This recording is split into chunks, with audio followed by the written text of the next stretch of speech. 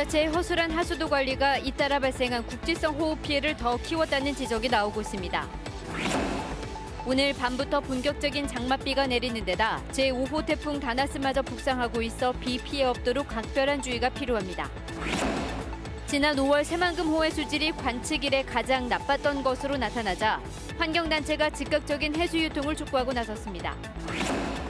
전주 종합경기장 개발 반대 토론회에서 롯데가 전주 종합경기장을 개발할 경우 매출이 2배가량 늘고 지역 상권은 몰락할 것이라는 분석이 나왔습니다.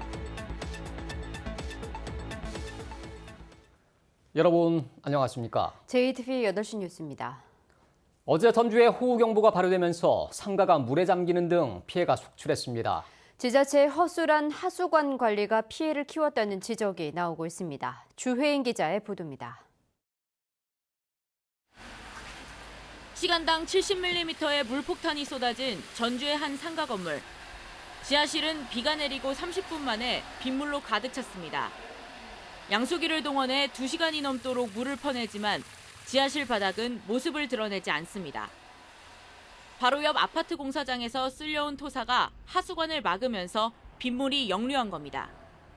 주거용 안에 하수가 있잖아요. 그리 들어가야 하는데 전혀 들어가지도 않고 이 물이 더 폭폭 올라와 하수구에서. 이 가게도 침수돼 빗물이 매장으로 흘러들어갔습니다. 가게 부근의 하수관을 살펴보니 입구의 절반 정도가 쓰레기와 낙엽 같은 이물질로 덮여 있습니다. 이물질로 많이 막혀가지고 비가 좀 오늘같이 그렇게 많은 비도 아닌데도 다 넘쳐가지고 흐름이 막혀서 넘친다고 침수가 된다고. 어제 전주에서 접수된 비 피해 신고는 35건. 이 가운데 3건을 빼고는 모두 하수관에서 빗물이 역류해 발생한 피해였습니다. 상습 침수 지역이지만 침수와 직결되는 하수관 관리가 제대로 이루어지지 않은 겁니다. 유지관리 비용이나 하수 증설 비용이 일반 예산이 많지가 않아요. 신청을 해도 다 많이 삭감이 됩니다. 돈이 없어요.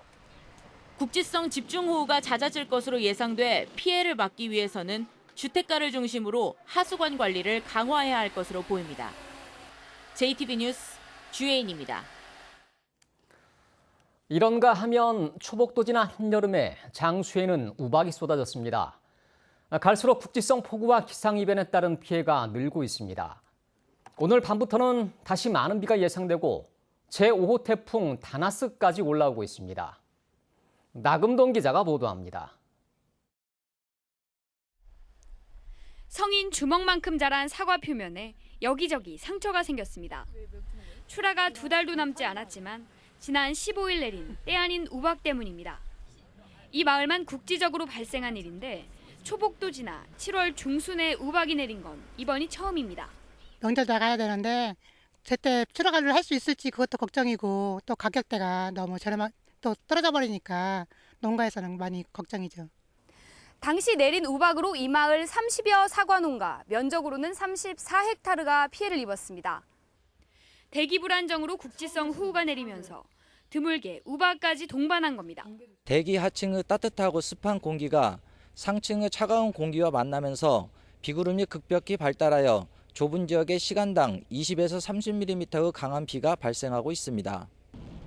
오늘 밤부터는 본격적으로 장맛비가 내려 금요일까지 이어지겠습니다.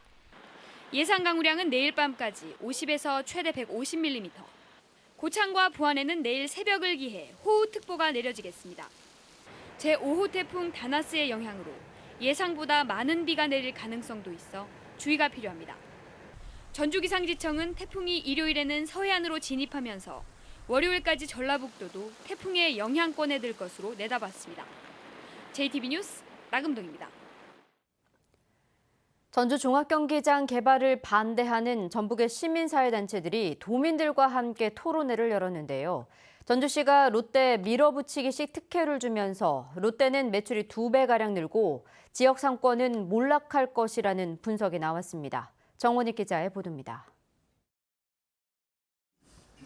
김승수 전주시장은 대형 쇼핑몰의 진출은 지역 상권을 초토화시킨다며 롯데의 종합경기장 매각을 반대해왔습니다. 하지만 지난 4월 그동안의 발언을 뒤집고 롯데를 사업자로 하는 종합경기장 개발 계획을 발표했습니다. 시민단체들은 롯데 측이 계약을 해지할 수 있는 조건을 내걸었는데도 전주시가 충분한 노력을 하지 않았다고 비판했습니다. 또 외국인 투자 촉진법까지 적용해 새로운 개발계획 당사자를 롯데로만 한정하고 있는 것은 불법 승계로 규정했습니다. 일본의 자본이 함께 포함되어 있는 롯데 재보를 끌어들여서 시민의 땅인 종합경기장을 갖다 훼손하는 문제에 대해서는 묵과할 수 없다. 종합경기장 개발로 호텔과 쇼핑센터 등 복합 쇼핑몰이 들어설 경우 롯데 매출은 6천억 원으로 2배가량 늘어날 것이라는 분석도 나왔습니다.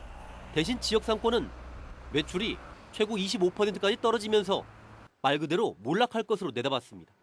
점포들의 매출액은 약 20에서 25% 정도 감소될 것으로 예상이 되고요.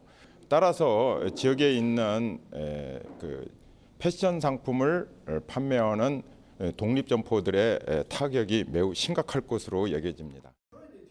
자유토론에 나선 도민들 역시 전주시의 밀어붙이기식 특혜 때문에 지역 경제가 파탄날 것이라는 우려를 감추지 못했습니다. 토론회를 주관한 시민사회단체들은 앞으로 종합경기장 개발을 막기 위한 다양한 시민행동을 펼치겠다고 밝혔습니다. JTB 뉴스 정원익입니다.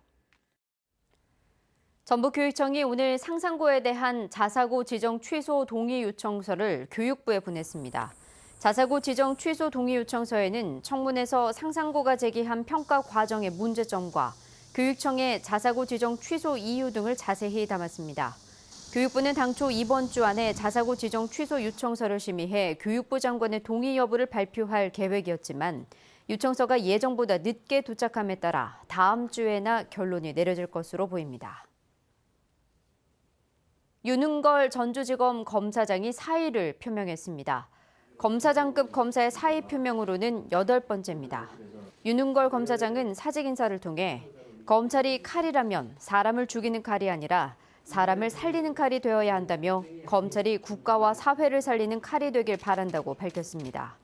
사법연수원 21기 수료인 윤 검사장은 어제 임명된 윤석열 신임 검찰총장보다 2기수 선배로 서울중앙지검 공안 2부장, 대검찰청 기획조정부장 등을 지냈습니다. 민주평화당이 창당 1년 5개월 만에 결국 한 지붕 두 살림을 하게 됐습니다. 두 개파가 입장차를 좁히지 못하자 비당권파 쪽에서 독자 발동을 선언했습니다. 사실상 분당 수순에 들어가면서 총선을 앞둔 정계 개편의 신호탄이 될지 주목됩니다. 이승환 기자가 보도합니다. 당의 진로를 논의하기 위한 심야 의원총회는 2시간 반 만에 끝났습니다. 정동영 대표가 물러나고 비대위를 꾸리자는 비당권파의 요구를 당권파가 거부했기 때문입니다. 유성엽, 김종회, 박지원 의원 등 이른바 비당권파 10명은 곧바로 변화와 희망의 대한정치 연대를 결성하고 제3지대 창당을 위한 독자 활동을 선언했습니다. 유성엽 원내대표는 양당 정치를 극복할 제3지대 신당을 발족시키겠다며 9월 정기국회 이전에 1단계를 매듭 지은 뒤 단계적으로 확장해 나가겠다고 밝혔습니다. 다만 곧바로 탈당은 하지 않고 신당으로 가는 중간 단계로 봐야 한다면서 정계 개편에 대한 기대를 드러냈습니다. 시기상조가 결코 아니다. 오히려 더 빠른 속도로 우리가 움직여 주었을 때 정치권 전체의 변화도 추동할 수 있다, 끌어낼 수 있다 이렇게 생각합니다. 정동영 대표는 한 달 넘게 당권파만으로 운영되고 있는 최고위원회에서 비당권파의 핵심인 박지원 의원을 겨냥했습니다. 원로 정치인으로 지칭했지만 박 의원이 당의 분열을 선동해왔다면서 평소와는 달리 거친 수사를 동원해 강하게 비난했습니다. 비례대표 선정권과 공천권을 내놓아라. 당 대표직을 내놓아라. 지난 1년 동안 단 한 번도 그 원로 정치인은 정동영 대표로 인정한 적이 없습니다. 비당권파가 당무 거부에 이어 독자 활동을 선언하면서 두 개파가 더 이상 돌아올 수 없는 강을 건넌 것으로 보입니다. 안철수 대표가 주도한 바른정당과의 통합에 반발해 국민의당에서 나와 새살림을 차렸던 민주평화당. 1년 5개월 만에 낮은 지지율의 벽을 극복하지 못한 채 여기서도 또다시 살림이 나뉘게 되었습니다. JTB 뉴스 이승환입니다. 국회가 공전 끝에 다시 문을 열었지만 국회법의 개선을 요구하는 목소리가 끊이질 않고 있습니다.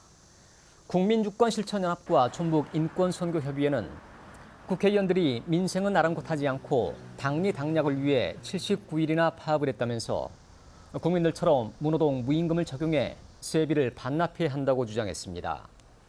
이들은 또한 대통령도 탄핵되는 국가에서 국회의원들에게는 아무런 제재가 없다며 국회는 의원에 대한 국민수환제를 제정하고 정치 개혁을 위해 상정된 패스트트랙을 즉시 의결하라고 촉구했습니다.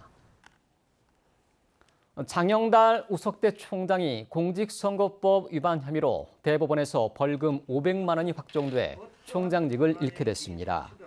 장영달 전 총장은 19대 대선을 앞두고 문재인 당시 더불어민주당 후보를 위해 미등록 사조직을 동원해 사전 선거운동을 한 혐의로 기소됐습니다.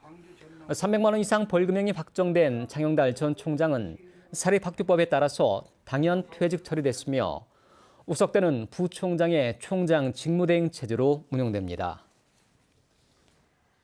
지난 5월 새만금호의 수질이 관측 이래 가장 나빴던 것으로 나타났습니다. 전라북도는 일시적인 현상일 뿐이라고 밝혔지만 환경단체는 즉각적인 해수 유통을 촉구하고 나섰습니다. 하원호 기자입니다.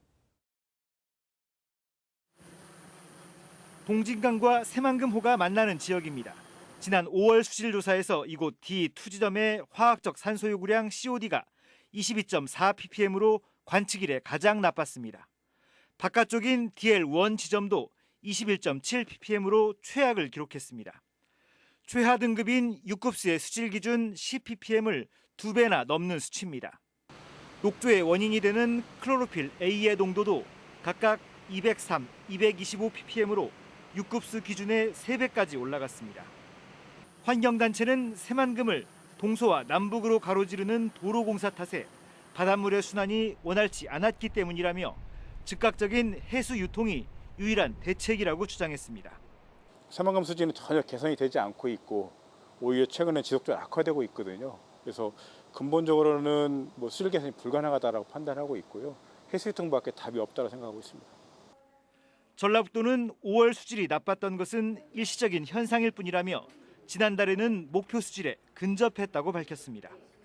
해수 유통 역시 내년 9월 정부의 용역 결과 발표 이후에 논의해야 한다는 입장입니다. 수질 문제는 어떤 전문적인 영역이기 때문에 환경부의 평가 결과에 따라서 저희 도도 대응하는 게 적절하다고 생각을 합니다. 새만금 수질 개선 사업에 들어간 예산은 모두 4조 원. 하지만 아직까지 농업용지 4등급, 도시용지 3등급인 목표 수질을 달성하지 못하고 있습니다. 본격적인 새만금 내부 개발을 앞두고 해수 유통을 둘러싼 논란이 더 거세지고 있습니다. JTB 뉴스 하원호입니다. KTX 열차가 익산역에서 멈춰 승객들이 대체 열차로 갈아타는 불편을 겪었습니다. 오늘 오후 3시 28분쯤 서울 용산역에서 여수 엑스포역으로 가는 KTX 713호 열차가 고장으로 익산역에 정차해 승객 550명이 40분가량 대기한 뒤 대체 열차로 갈아탔습니다. 코레일은 열차를 차고지로 보내 정확한 고장 원인을 조사하고 있습니다. 만경강 상류인 완주 고산천 등 등지에서 외래종인 미국 가재가 발견됐습니다. 전북환경운동연합은 올해 2월과 6월에 만경강 상류인 완주 고산천과 율소재, 백현지 주변 논둑에서 외래종인 미국 가재가 확인됐다며 정밀조사와 방제 대책을 촉구했습니다. 잡식성으로 번식력이 강한 미국 가재는 유럽에서 생태계에 위해를 끼치는 외래종으로 지정돼 있지만 우리나라에서는 생태교란 외래종으로 지정돼 있지 않습니다.